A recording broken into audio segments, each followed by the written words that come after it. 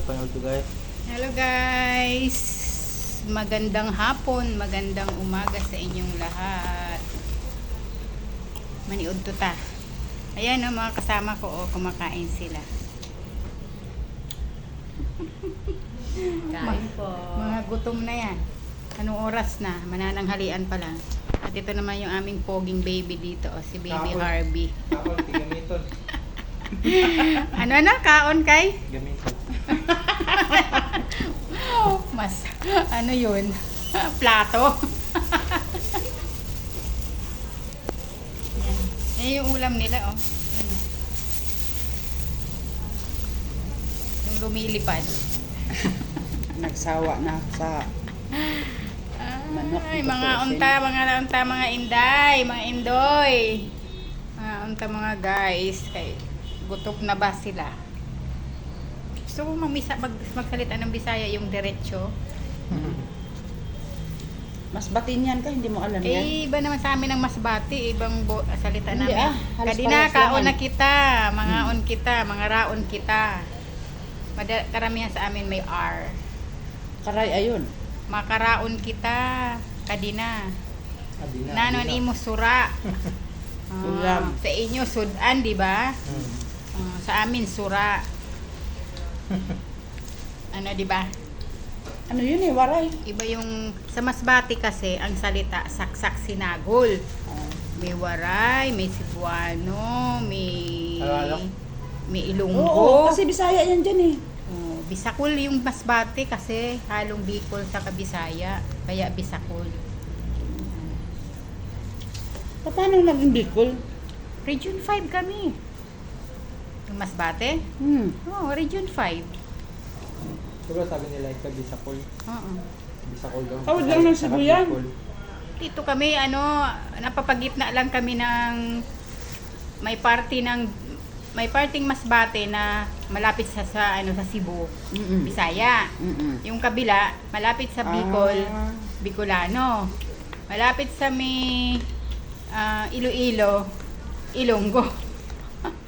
Ganun ang Masbate, kaya tinawag na Bisakol, Bisaya. Bisaya, Bicol. Kaya kami ang salita, wala kaming dictionary. Kasi halo-halo yung aming, 'di ba? Mga taga Masbate, mga Masbatinyo. Ganun yung salita natin.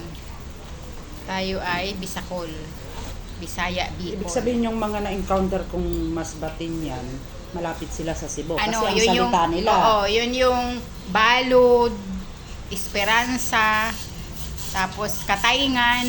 Yan, malapit yan sa Cebu. Pero kaming yung namang part ng kabila, yung sa Burias, Bicol naman yun. PUB Corpus, Claveria, yun. Pamangkin ng asawa ko, Burias Ail. Ayun, ang salita doon ay Bisaya. Bisaya, Bicol. Salita doon. Yung part naman ng malapit naman sa is Ilongga. Lalo na doon sa Esperanza. Yan. Doon ay Bisaya. So kami ay pure Masbateño kami kasi doon kami talaga sa Masbate. Proper. Nakarating ka na ba sa Masbate? Dito sa Avon Branch, Masbate? Hindi pa. Lalay ka lang. Sila. Oo, kasi taga Milagros sila. Tagal ng biyahe nun. Milagros sila sa Milagros ay Mandaon. Ilang oras yun pa ano? Galing Bicol tapos Masbate? Masbate mga Magbarko? 16 hours to 18 Hindi, hours. magbarko. Oo. 18 oras o 16. Hindi, galing sa Bicol tapos tatawid Ano ng lang, Masbate. mga 3 hours. Pero pag ang sasakyan mo yung medyo mabilis, mga nasa 1 oras lang yata. Yung fast crop. Ang tagal namin dun eh. Gantay pa kami ng barko. Oo, ganun talaga. Kasi pag nauwi kami ng ng Bicol, Malakala kasi yun?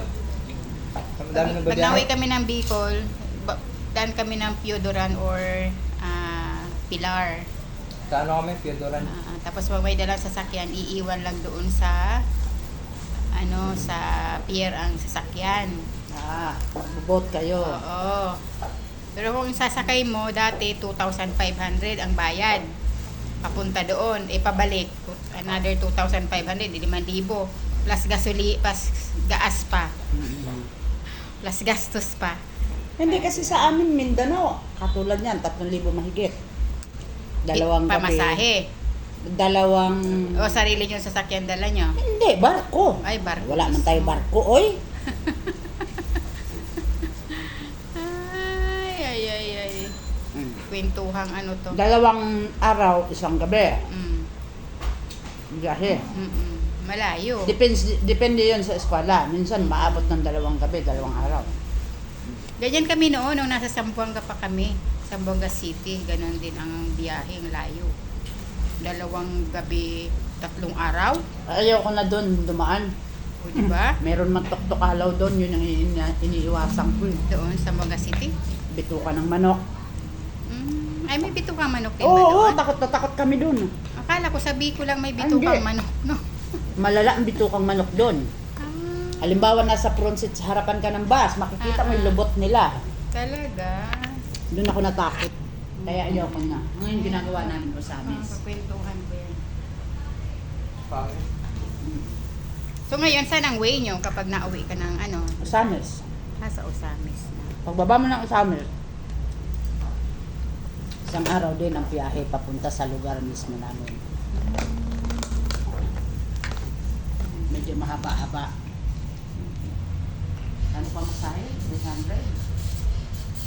Mahal. Sa So, Osamis. kailangan pala may pera ka pag uuwi ka talaga. Ay, hindi ka pwedeng umuwi doon ng walang pera. Pagdating mo, salubong mo pa sa buong angkan mo. Siyempre, nasa Manila ka. Akala nila pinupulot ang pera dito. Ganun talaga. Okay guys, bye-bye.